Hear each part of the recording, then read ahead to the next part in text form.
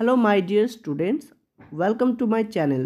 আজকে আমি তোমাদের জন্য নিয়ে এসেছি ক্লাস 4 এর সাপোর্ট ম্যাটেরিয়ালস উইংস এর পার্ট 1 এর একটি ভিডিও।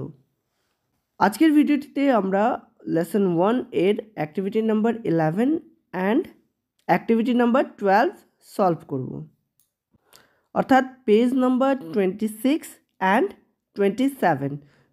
এই পেজে দেখো উপরের দিকে একটি খুব সুন্দর পিকচার দেওয়া আছে। এই পিকচারটি সম্পর্কে আমাদের নিচে কিছু কোয়েশ্চেন দেওয়া আছে এবং সেই কোয়েশ্চেনগুলোর আমাদের অ্যান্সার করতে হবে। তো ফার্স্টে পিকচারটা তোমরা ভালো করে দেখে নাও। এই পিকচারটি হলো একটি গ্রাম্য পরিবেশের একটি ছবি।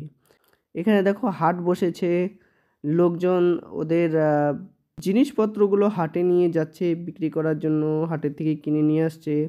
একজন লোক দেখো গাছের নিচে বসে আছে, নৌকো আছে, কিছু পাখিরা দেখো আকাশে উড়ে যাচ্ছে।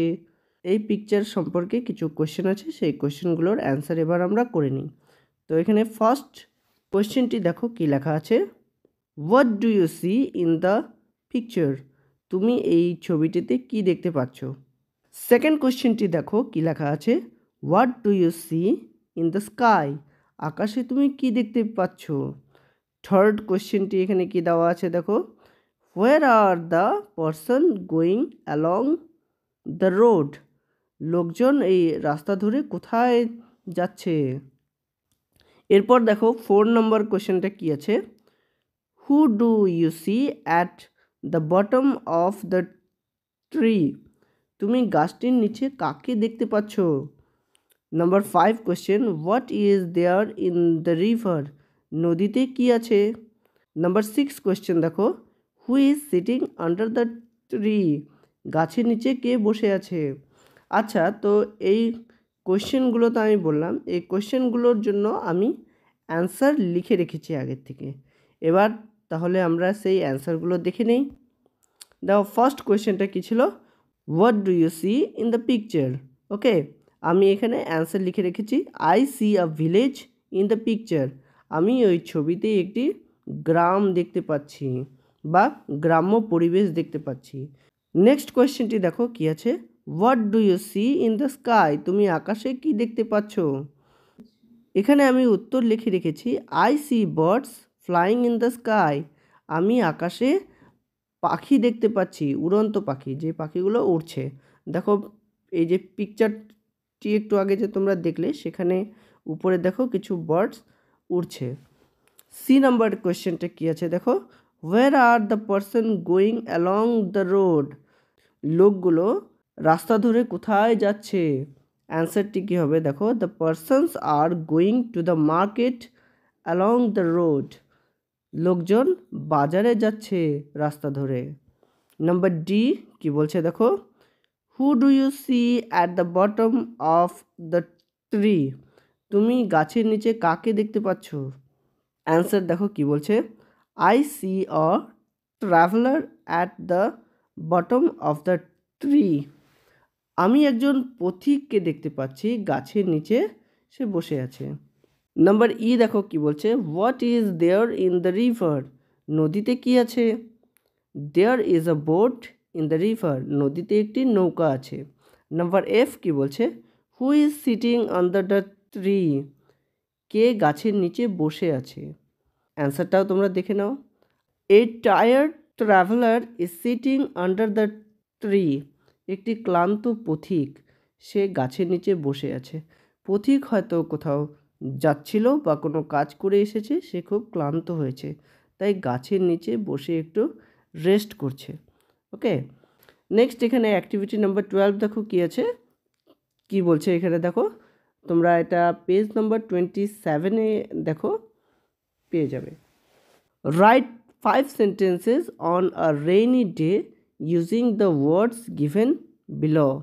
নিচে কিছু ওয়ার্ডস দেওয়া আছে, এই ওয়ার্ডসগুলোকে ইউজ করে তোমাদের রেইনি ডে সম্পর্কে বা বর্ষাকালের দিন সম্পর্কে তোমাকে 5টি সেন্টেন্স লিখতে বলেছে, 5টি বাক্য। তো ফার্স্টে দেখো এখানে অ্যাকশন ওয়ার্ড দেওয়া আছে, আর এখানে হচ্ছে নেমিং ওয়ার্ড। অ্যাকশন ওয়ার্ড বলতে তুমি ভার্বকে বলতে পারো, কাজ করা, ক্রিয়াপদ।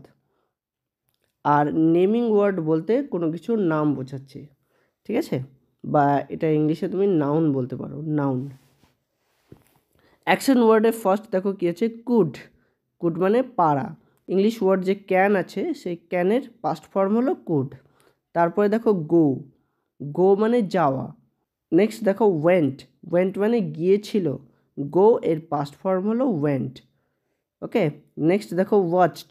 ওয়াচড মানে হচ্ছে দেখা। কোনো স্থির বস্তু নয়, চলমান বস্তু। এমন বস্তুকে দেখাকে আমরা ওয়াচড বলে থাকি। দেখো রিড। রিড মানে হচ্ছে পড়া বা পড়েছিল। ট্রিউ মানে ছবি আঁকা। তারপর দেখো এট। ATE এট। এট মানে খেয়েছিল। ইট এর পাস্ট ফর্ম হলো এট। ওকে, নেক্সট দেখো এনজয়েড। এনজয়েড মানে আনন্দ করেছিল। Past form of enjoy is enjoyed. Okay, next one is played. Played is a past form of play. Okay, মানে হলো খেলা করা। নেক্সট দেখো নেমিং ওয়ার্ডস, কোনো কিছুর নাম বোঝাচ্ছে। স্কুল। স্কুল হচ্ছে একটি জায়গা, সেই জায়গাটাকে বোঝানোর জন্য আমরা স্কুল বলি, ঠিক আছে। নেক্সট হচ্ছে হোম। হোম হলো একটা জায়গা, মানে আমাদের বাড়ি, ঠিক আছে, সেটাকে বোঝানোর জন্য আমরা হোম বলেছি এখানে।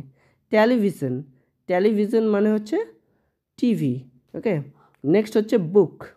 বুক মানে হলো বই। তারপরে দেখো পিকচার্স। পিকচার্স মানে হচ্ছে ছবি, একাধিক ছবি, একের বেশি ছবি। ওকে, নেক্সট উইন্ডো। উইন্ডো মানে হচ্ছে জানালা। নেক্সট দেখো খিচুড়ি। খিচুড়ি মানে হলো আমরা যে খিচুড়ি খাই সেই খিচুড়ি। ওকে, নেক্সট পাঁপড়। তারপরে ওয়ার্ডটা হচ্ছে ফ্রেন্ডস, মানে বন্ধু বান্ধব। তো এই ওয়ার্ডগুলো ইউজ করে আমাদের একটি প্যারাগ্রাফ লিখতে হবে বা 5টা সেন্টেন্স লিখতে হবে। চলো তাহলে আমরা চটপট করে সেই সেন্টেন্সগুলো লিখে নিই। দেখো আমি তোমাদের জন্য আগে থেকেই লিখে রেখেছি। এই যে এই 5টি সেন্টেন্স আছে।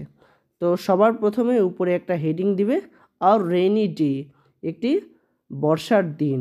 ওকে, এবার আমরা সেই ওয়ার্ডগুলো ইউজ করে এটা লিখব। It was the last day of June. এটা ছিল জুন মাসের শেষের দিন। I could not go to school due to heavy raining. আমি অত্যধিক বৃষ্টির কারণে স্কুলে যেতে পারিনি। I stayed at home. আমি বাড়িতেই ছিলাম। And watch the city under water in television. এবং আমি দেখেছিলাম যে আমাদের শহরটি কীভাবে জলময় হয়ে গেছে সেটা টিভিতে। ওকে, মানে টিভিতে সে খবর দেখেছে যে চারিদিকে বন্যা এসেছে সেটা। Okay, then I drew pictures of rain sitting by the window. তারপর আমি জানলার কিনারে বসে বাইরে যে বৃষ্টি পড়ছে সেটা ছবি আঁকলাম। Few friends came to my house and we had khichdi and papad. কিছু বন্ধুরা আমার বাড়িতে এলো এবং আমরা সকলে খিচুড়ি এবং পাঁপড় খেলাম। I enjoyed a lot on that day. আমি সেই দিনে খুব মজা করেছি। তো activity number 11 and activity number 12 আমরা এখানে সলভ করলাম। এটি তোমরা চটপট করে খাতায় লিখে নাও। আশা করি আজকের ভিডিওটি তোমাদের ভালো লেগেছে। এই ধরনের আরও এডুকেশনাল কন্টেন্ট পেতে আমার চ্যানেলটিকে তোমরা সাবস্ক্রাইব করে পাশে রাখবে এবং তোমাদের বন্ধুবান্ধবদের সাথে শেয়ার করবে। Thank you. Keep smiling and keep learning.